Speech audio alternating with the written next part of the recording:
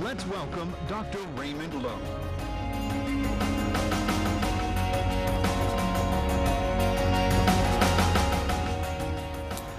大家好，我的名字 Hi everyone, my name is Raymond Lowe. All right, so hi everybody. My name is Raymond Lowe. We at Meta, we build augmented reality eyeglasses that may change the way you see the world. And today, I would like to walk you through the last 10 years of my journey, how I create the digital glasses that one day you may all wear. Well, first, let me ask a question to the audience, maybe. Imagine if you can have some sort of superpower. What would that be? Would you like to fly? Would you like to have super strength? Well, for me, I would like to get supervision. Super in a sense that I want to see the unseen, so I can learn, I can adapt, and understand this world much better than I otherwise couldn't. Well, first, fundamentally, human, we are bandwidth limited. What it means is you can only process so much information. You can only see so far, seeing so bright, like how bright that is, I can see, and how dark before you cannot even process the information. If you look at the evolutions of the humanity in the last millions of years, it feels like that we stay the same. I still have 2 legs, 2 arms, 2 eyes, and you'll be surprised in the next 10 to 20 years, I definitely will not get an eye. So as the humanity. But we're very lucky because our brains been designed to adapt to tools and create technology that change who we are today. For example, if you look at the technology you have today, such as a mobile phone, that processing power was not even imaginable 50 years ago because it would only fit into the size of a room. But if you look at the way we acquire tools, not all of them are designed for you, not for your body. Look at the laptop that we use today. We should have to hunch down and look away, and we cannot even talk to each other when we work. What if the way we learn now, instead of learning from a 2D abstract way, like learning from the whiteboard, you can learn it more naturally? For example, what you're looking at is a glass brain project from Professor Adam Gazzali. It actually demonstrates that you can see all the neuron firing in your brain. And for a lot of medical students, I would say it's one of the very hard things for you to grab and understand because the way we learn about the world is through a very abstracted way. And by wearing the glasses, we can learn much better. So if I have to, let's say, tap one to do my sensory, I think the most interesting thing is our eye. Because our eye has the enormous number of sensors that detect light and color and allowing us to adapt to this environment. Just imagine, the moment you close your eye, I don't even know how to get out from this place. Even as the best sense of a kind, it's rather limited. So if you look at what our human eye could see, it's a very narrow spectrum. So what it means is your dogs, your cats, your pet today can actually see better than you. Because at night, your cat can see into your UV and a little bit more than you. And they can actually have that survival in the wild. And with technology today, of course, we can detect things otherwise impossible to detect, like X-ray, ultraviolet, cosmic rays. Even your cell phone sitting in your pocket can detect radio wave. It can see things that you cannot perceive. First limitation, I think that really simple to all of you is the dynamic range problem. It's exactly what's happened to me right now on this stage. I cannot see any of you The light is way too bright. But with a computer, you can actually see a lot better, because if you pull up your cell phone, there's a such feature called high dynamic range, HDR. And that, basically what it does is it captures multiple exposure of the same subject matter and then compose it. What that means to you is, nowadays, your cell phone can actually see beyond your eyes soon. We build glasses, of course. We build glasses to help us to see. For a lot of audience here, I can see you wearing eyeglasses for the purpose for reading, to getting things more sharp. Some of you may wear it for fashion, to make you look smarter sometimes. And for doctors, they may wear this for magnifications and seeing and doing the surgery. What if you can put a computer on your eye? What if you can process the information before it comes to you? What possibilities are there? What you're seeing is a prototype my professor created in the early 80s and 90s. My professor is called Steve Mann, who's often referred to the father of wearable. In the early 90s, he was actually wearing computers in the campus at the MIT. You all look at it, may look a bit funny to you, but that time is the best they can do. They're actually trying to understand what it's like when computers no longer sitting on the desk, but be part of your everyday life. And from there, they have eyeglasses that can give you information that you cannot get otherwise. And here's a personal story. I met my professor the first day, and that's how he looked like. It's no joke, it's real. It looked exactly like that. He comes in, I was like, it's the first day of class. He said, there will be exam. It will be an examination that is open book, open to your computer, so you can use it. But you're not open to the internet, because if you do that, you may be cheating. And he told me that by wearing the eyeglasses, he can see Wi-Fi, he can see radio signal. At that moment, I got this face like, seriously? How is it possible? I never seen an eyeglasses can do anything beyond doing simple things.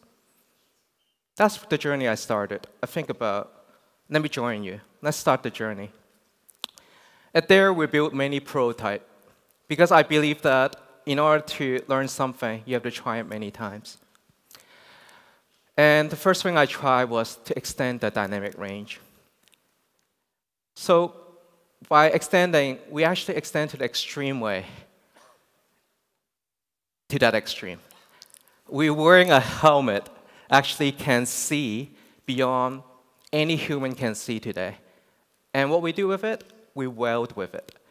We actually can see information looks like this. So what you're looking at is when someone's welding, oftentimes when you're wearing an analog glass, something that's like a buckling shade, all you could see is just the bright spot. Basically, you're working in the dark that you cannot see much except that. And that put you in dangers. But by having this digital form, we can now see the background, the tip. At the same time, I can get information overlaid for you to learn. Now, all of a sudden, I become expert on how to weld in a much shorter amount of time. And after that, I was thinking about what else can we do? Oops. So we look into ways we can think about visualization. Visualizing things that is like in a natural phenomenon, such as radio wave. So what we did is, by wearing the eyeglasses, now you can detect the radio form coming out from it. That answered the first problem is, where's my Wi-Fi? Remember, guys? Now we have a way to visualize radio by just moving some sort of accessory around. And from there, that's me and my professor, Steve Mann. We have a lot of fun taking photo of, like, now the best way to hold your phone today, guys, is this, but not like that, because you're blocking the radio. It's quite intriguing because by having this tool, now all of a sudden, even you're not physicists, you're not scientists, you have a way to acquire knowledge much quicker. Then I want to extend one more thing. That time I look into the depth. The depth reconstruction basically means now you can see something far and have a precise reading of how far they are. By wearing these glasses, actually, I was acquiring some sort of superpower for almost a month. So what happened is, by wearing these glasses, I can see how far things are in real time. In less than a month, I figure out how things are. This is 2.1 meters, for example. I can make sense of distance by wearing eyeglasses. And here's an example of someone wearing this. He's not an ordinary person. He's actually a very famous scientist as well in America called Gordon Bell. He's been wearing camera to digitize his life. But the moment when he put it on, he was so happy. He was very happy because he literally said, I created the eye formula for his right eye. He was like delightful that I can see so much better. I never experienced that. And I bring it to the street, literally, like what we did in the MIT, right? I was giving demonstration to people. They say, here, try this. Tell me what you think. Here, try this. I have 20 of students wrap around and helping me to do demonstration on the street. It may look a bit funky at that time, right? But I got a lot of questions to ask this. Ray, what is this? How can I buy this? How much is it? That, I think, is the time to the market. That's when I went to California. In California, where we founded the project Meta. So Meta is a company where we created, with my partners, to create the first 3D gestural input and 3D output device. You can almost think of this the first of a kind that you can use your body as your input. Imagine now when you're doing 3D printing, you can preview exactly how big they are and having this sense of scale. That will save you hundreds and thousands of dollars before you print something. With Meta One, what we learned from the customer, I'll say, is what they want and what they need. Everyone come back from this process to say, Ray, I want more. I want more resolution, of course. I want more field-to-field, actually. That's something new. People want immersion. And they want to have this some way that doesn't touch your nose, and we can make eye contact. That brings me Meta 2 today. Meta 2 is the second product that we're shipping soon, and it's been designed explicitly for your eye. As you can see, this is a picture of a designer, Martin. He's wearing his own glass. And you can see there's nothing obscure his eye. You can make eye contact with the person. At the same time, we have the largest field of view. So when I say field of view, what it means to all of you today is when you wear any digital glasses in the market today, you end up looking at something like a tiny rectangle at the center field of view. But what Meta provides you is something 90 degrees. It's that dramatic, actually. You see almost 2 to 3 times more than what you otherwise won't see. And with this real estate, it's very important to us because you first have the true immersive augmented reality experience. Why? Because our human eye works this way. Even you do this, for example, guys. You can see both of your hand, even you're looking straight. You can try this at home anytime, so you don't hit someone next to you. But definitely, our eye have much wider field of view than most of the devices we use today, like a screen. And by customizing this to our optics, we create many new possibilities. Possibility that you only think in a science fiction way. Science fiction always say, oh, you can see digital information that you can interact. And actually, that's very important because we learn from doing this is we want to apply these principles to our interaction. And the first principle is called touch to see. Because when we do thousands of demonstrations, it's almost funny. It's that everyone does this, it's the first thing. That's how baby learns. Want to reach over and see where things are. By applying that principle to the interaction, oh wow, screen.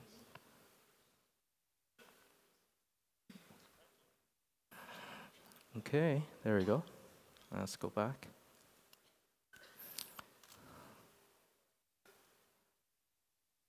Okay.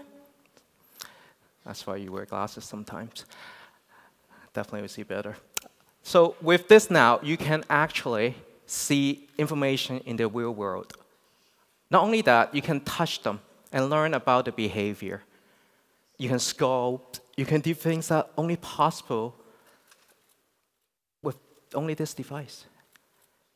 And here you can see now, if you use a bare hand, that's the best sense of input for you. Because now you can be much more engaging and learn much faster. So, of course, for future of architecture, we see this will have a disruption. Because the amount of time people have to put in to create 3D models today, and it's not very efficient. It takes maybe weeks or months for you to create that to show to your client. What if now, instead of having that form, you can have it in digital form. You can make changes and share that collaboratively. Now, two of you can look at this and say, OK, I want this. This is how big the floor plan is. Now it will change the way we think about the 3D world. And for education, for all the kids here today, I'll say, I see a lot of young ones, this will help you to learn much faster. Because today, imagine you can learn your human body in a true scale form.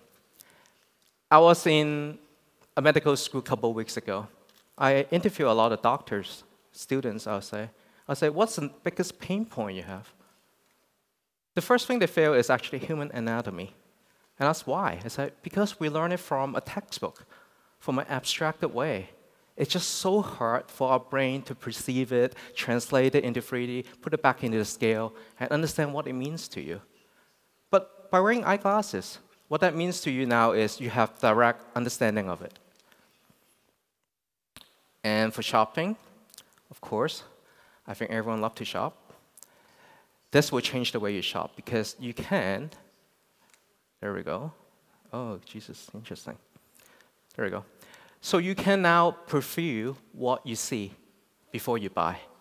That's the biggest pain point I have because every time I'm trying to get a shoe, how big is it? What quality is it? What's the shape of it? For girls shopping bags today, it'd be much easier for you to fit things. Would you fit your wallet, for example? And next for designer. So imagine now you can turn the world into a canvas where you can draw, you can put shapes, and now you can share that all of 2,000 miles away, and having two people to collaborate on it. This will be the future of how artists can express themselves, because now you don't always have to use a 2D tablet, and you can express freely in space as how we always are in this world. For future of communications, I think we all here travel very far to come to this conference. My family is in Toronto, Canada. My brother is in Boston. And I live in California, but I travel to Beijing today. Imagine now, the future of the way we communicate can be directly teleport yourself to the same place. Here's an example. I was teleported to a test stage. I was the very first hologram, I would say. And I was collaborating with my partner. I can actually give him my brain and pass it along. And what that means to all of us today is, I gotta demonstrate this and see how this will work. And give me a couple minutes, maybe one. I gotta put it up, and we'll give a show here. All right, so I'll let you know when it's ready. Good.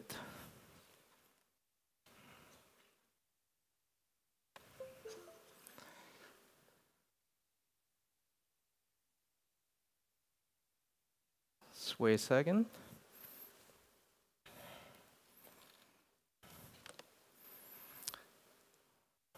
All right, so this is the first demo I've done in China. And guess what? It's our lucky day. Let's get started. please switch the light. All right, so what you're seeing here, we call it the augmented reality. So you can see there's an interface in front of me that I can touch. It's an individual cube I can actually manipulate. And then we do something really quickly. Now, I can grab it. I can position it in a way that I can understand. And we can still have that conversation with you, right, as we're talking. Give me some applause, guys. It's really hard to get out. All right, there we go. So let's see what else we can do. Let's say right now, I'll say, I want to understand a bit more about this. How about I make it maybe a little bit bigger? All right, and make it smaller. There we go. And the beautiful thing is, remember the glass brain project I talked about? Even I'm not a really good doctor, right? I can now have a way to learn, to understand every bit of it. And you see, oh, this is how things interact together. And you can see, oh, I can rotate it. And giving the sense of scale is so important because now, okay, I know this is prefrontal cortex and all this.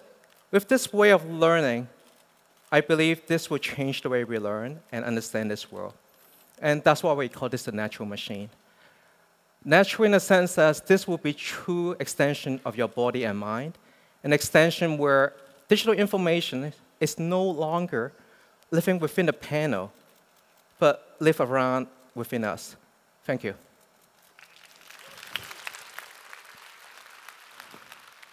Cut the feed. All right, so 谢谢大家. Thank you, everyone.